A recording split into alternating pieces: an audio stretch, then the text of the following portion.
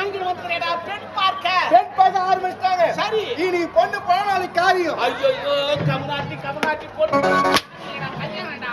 அதாங்க சுபகாரியம். ஆஹா. பொண்ணு போயாச்சு. சரி. யார் இடம் பண்ணிட்டாங்க. கல்யாணம் திருமணம் முடிஞ்சு போச்சு. சிறப்பாக நடந்து விட்டது. நைட்டு ஒரு 9 மணிக்கு எல்லாம் எண்ணெய் அவங்க ரூம்ல விடுறாங்க. எதுக்குடா? இது பண்றதுக்கு. அட பாவி சாந்தி முகட்டம். பஸ் ஸ்டாண்ட் விட்டாங்க பாரு. சரி. என் பொண்டாட்டி மேல கை வைக்கிறேன். கம்பெனி வாஜர் போன் பண்றாப்பல. பெருமாள் திடீர் நாடகம்.